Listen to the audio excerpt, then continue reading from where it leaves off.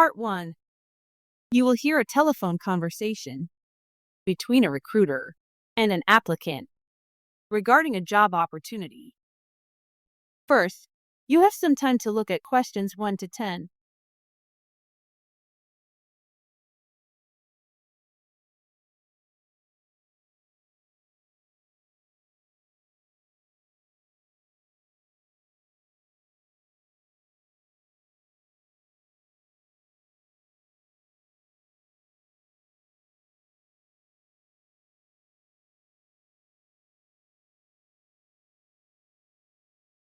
Now listen and answer questions 1 to 10.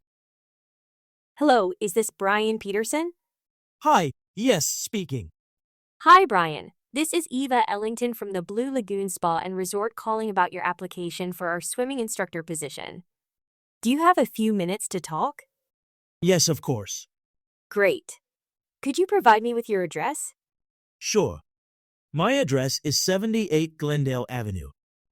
I'm sorry, was that Glenfield? Could you spell that for me? Sure, it's Glendale. Glendale. Okay, thanks. And is this the number we should use to reach you in the future? 088765432? No, this is my home phone, but let me give you my mobile phone number instead. 066-978-341. Call me on that one. Okay, I'll make a note of that. Could you tell me your availability? Sure. I am usually available during evenings or Sundays. I would prefer not to be scheduled in the mornings because I work part-time as a barista. That shouldn't be a problem since we don't open very early anyway. And do you have any other work experience? Yes, I have worked in a few different places. I was a basketball trainer at Hillcrest Academy last year. I see. And do you have any other experience that you'd like us to include in your application? Yes. Last year, I worked at a lake resort as a surf instructor. Surf instructor? That must have been quite challenging. Well, it's really just like teaching people to swim, except in open water rather than a pool. So, kind of like training at the world's biggest swimming area. Oh, I see. So, could you tell me about your relevant skills? I assume you have quite a few, given your experience. I am first aid certified and have 3 years of coaching experience. Excellent. It sounds like you're well qualified for this position. When does your first aid certification expire? I think in December, but let me quickly check my certification card. Actually, it expires in November. Okay, so in any case, you have it valid through the end of the season. When is your ideal working time? Since I work in the cafe on weekday mornings, I prefer weekends, especially Sunday afternoons. I see. We do already have quite a few staff available on Sundays, but I do need someone for Sunday afternoon shift. What's the earliest time you could start? I can be there by 1 p.m. if needed. You'll be happy to know we start a little later than that, but I'll put you down for Sunday afternoons here. Oh, that's great. I'm really looking forward to it. How about you start on Sunday, the 15th? That works for me. Perfect, we'll sort out additional shifts once you come in. One last thing, just out of curiosity, where did you hear about us? I heard your ad on the podcast while I was driving this morning. You know, I think you're the first person who has responded to our podcast advertisements. Most of our applicants usually see us in online job listings. Yeah, I don't have time to browse through job posts every day, but I do listen to a lot of podcasts while commuting. That makes sense. Well, thanks for your time, and we'll see you on the 15th. That is the end of Part 1. You now have half a minute to check your answers to Part 1.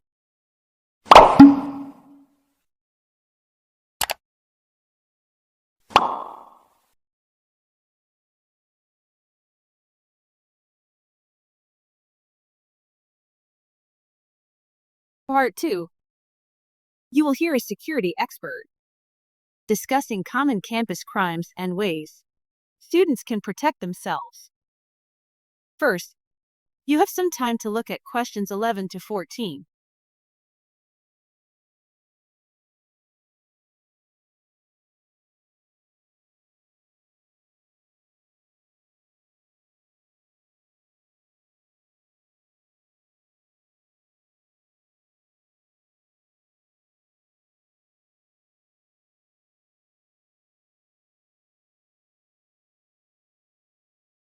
Now listen and answer questions 11 to 14. Good evening, everyone. I'm Gregory Adams from the University of Sheffield Student Association. In this week's complimentary workshop, Miguel Santos will discuss personal security on campus. Over to you, Miguel. Thank you, Gregory. And thanks to all of you for being here today. I also want to express my gratitude to the Student Association at this university for organizing this session. I have been working in law enforcement for over 18 years now, serving and safeguarding the city of Sheffield as part of the police force. Does anyone know which crime occurs most frequently on campus? I heard someone mention substance abuse. That's actually not a major concern. Physical assaults? Not quite. In reality, the most common problem we face here is burglary. The types of crimes committed within the university premises are quite distinct from those in surrounding neighbourhoods. Crime figures across South Yorkshire have been quite challenging to manage. Our goal is to keep the statistics stable for this academic year, but unfortunately, they have been rising steadily over the last 4 years. However, within the university area, I'm pleased to report that overall crime has decreased this year. You wouldn't think so if you've been following the highly exaggerated news reports. The media has only intensified concerns about crime in this region. Even the crime documentaries airing nowadays tend to be somewhat exaggerated, but at least audiences recognize that they are fictional accounts. We strongly encourage the dissemination of accurate reports so the public can develop a reasonable perception of safety in our society. Before you hear the rest of the conversation, you have some time to look at questions 15 to 20.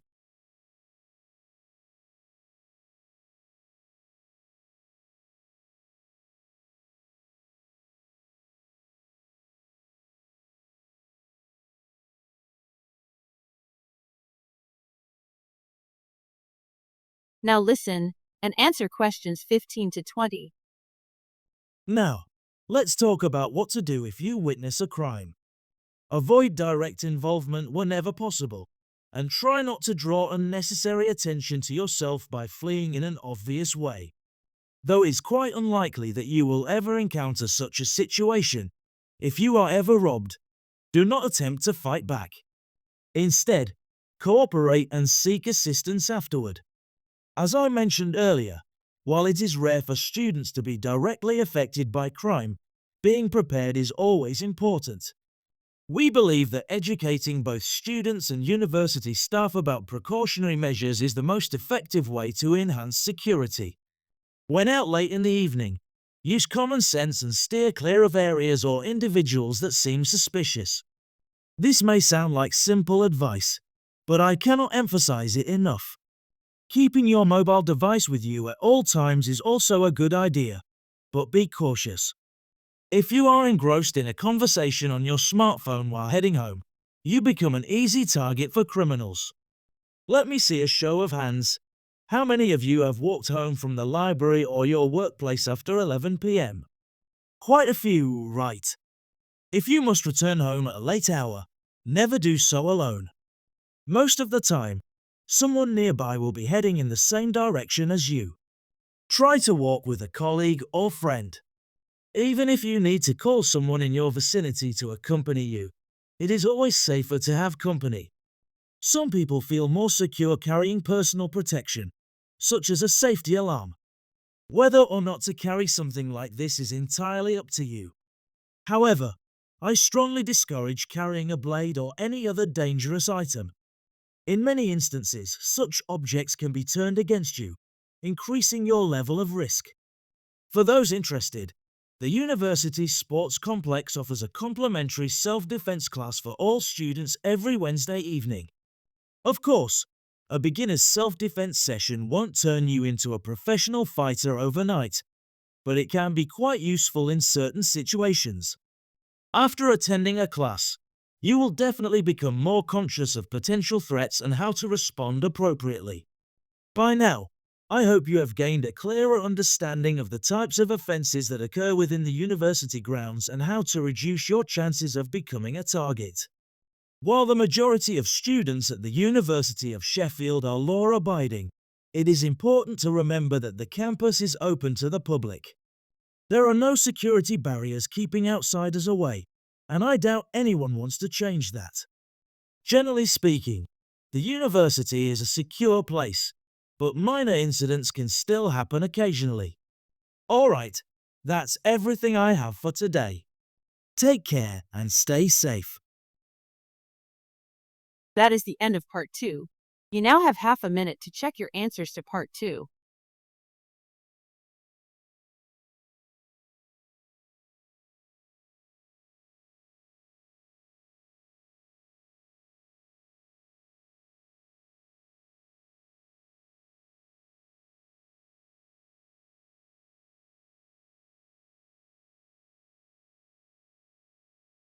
Part 3. You will hear a conversation between a tutor and a student discussing a research project. First, you have some time to look at questions 21 to 23.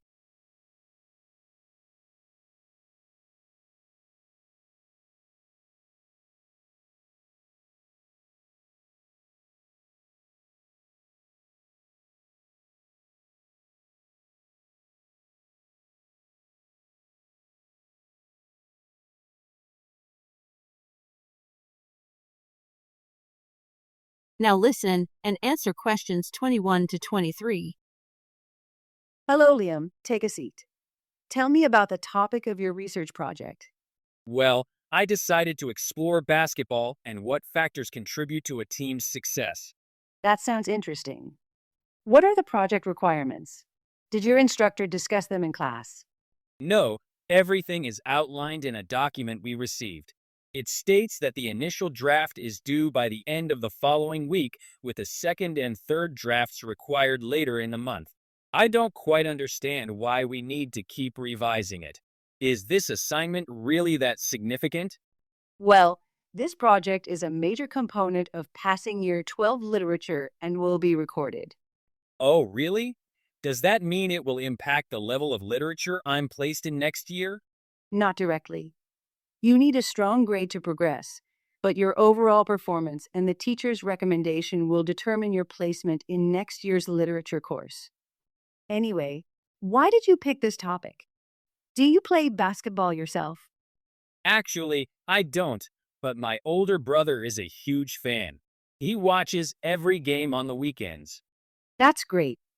Researching something connected to your interests is always a good idea. Before you hear the rest of the conversation, you have some time to look at questions 24 to 30.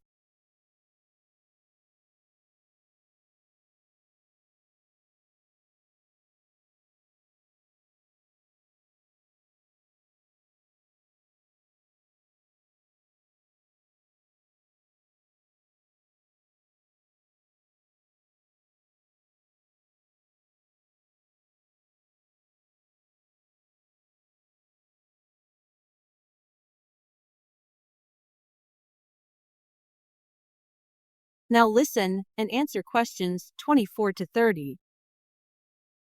I see you put in effort reaching out to players and the team manager. Let's review what information you gathered. Well, you'll need to pay close attention to the first call in my recording. It's difficult to make out because the background noise is louder than the speaker. Yes, it's a bit hard to distinguish. Unfortunately, the player's response is also too brief. You should interview him again and encourage him to give a more detailed answer. All right, I figured that might be necessary. I'll call him again tomorrow. Moving forward, let's go over this question. You asked, can you describe a moment when you learned an important lesson through basketball? Explain how it has influenced your journey as a player and how you intend to pass that knowledge to others? It's a strong question, but for an oral interview, it's too complex. I'd suggest breaking it into separate parts to get a clearer response. That makes sense. I wouldn't want to answer such a long question myself. I'll simplify it. I noticed that players struggled to respond to this question fully, and in fact, this is the one Jason Carter was answering when my recording cut off. He did tend to go off topic quite a bit, didn't he? He certainly did. I recommend using a more reliable recording device when you conduct your follow-up interviews. This recording isn't consistent, which suggests the equipment wasn't functioning properly. Okay, I suppose using my phone's voice recorder wasn't the best choice. By the way, could you give me some feedback on the report itself? Of course. Let's start with your topic. While I like that you chose basketball, the focus seems unclear. Discussing the key factors that make a team or player successful is fascinating. But what's your main argument? In other words, what conclusions can you draw from your research? I suggest developing a clear thesis statement and organizing your report around it. Is it really too broad? I included a lot of details. I listed the top 15 highest scoring players in basketball history and also provided statistics on some of the most well-known coaches and their winning records. Including those facts is great, but I think you focus too much on the facts and not enough on connecting these facts to make your point. Ah, I get it now. Looks like I have quite a bit of work to do before the deadline. That is the end of part 3. You now have half a minute to check your answers to part 3.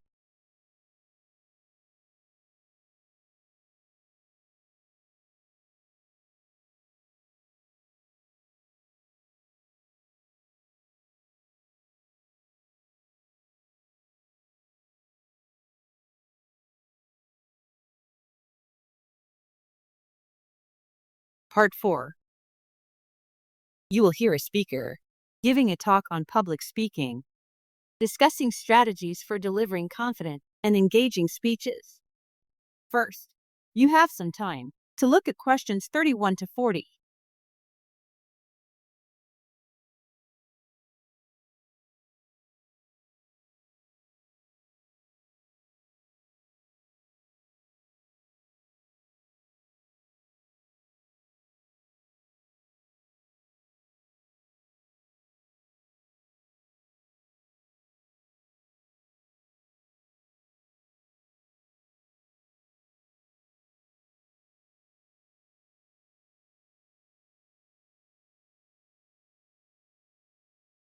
Now listen and answer questions 31 to 40. Good afternoon, everyone. Today, I'll be discussing the challenging task of delivering a powerful presentation, something that makes many of us feel uneasy. In fact, around 85% of individuals experience anxiety when speaking in front of an audience, with nearly 12% of them feeling completely overwhelmed by fear. Hopefully, by the time we finish today, you'll be among the 12% of people who feel perfectly at ease when addressing a group. Did you know that speakers tend to feel more pressure when delivering a particularly significant talk? This makes sense, doesn't it? You wouldn't be nearly as anxious discussing the rules of waste segregation with your dormitory mates as you would be if you had to deliver the commencement address to a graduating class of 4,500 students. So, what is it that allows some individuals to feel completely at home on stage? Some believe that the ability to engage an audience is an inborn talent.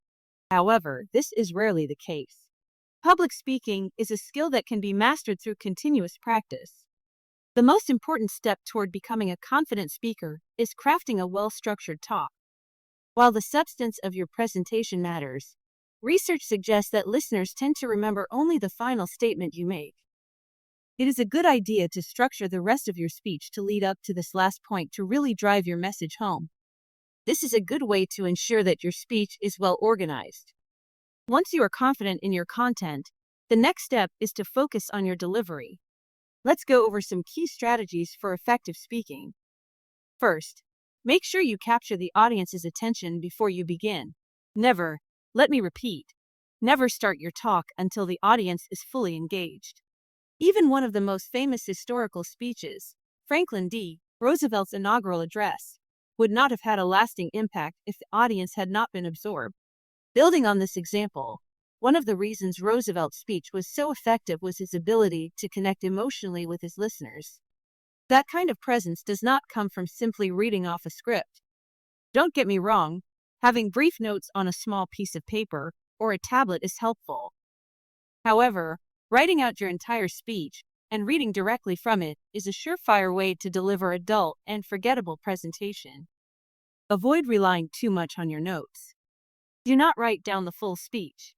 If you spend too much time looking at your script, you'll fail to establish eye contact with the audience, which is crucial for conveying enthusiasm and sincerity. I suggest writing down just a couple of key phrases.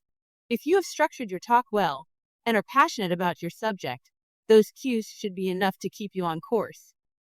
Once your notes are ready, rehearse your speech a few times in front of a mirror, record yourself on your phone, or practice with a friend. Doing so will help you assess whether your transitions are smooth, whether your pacing is appropriate, and whether your delivery is natural. Timing is also essential.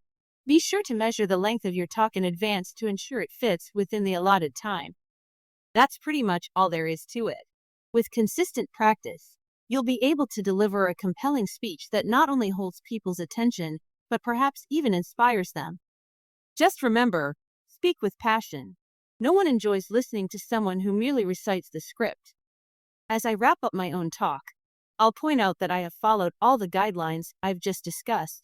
I rehearsed my presentation beforehand, timed it, and if you look closely, you'll see my single index card with just 4 simple bullet points. It's really that straightforward. That is the end of part 4. You now have half a minute to check your answers to part 4.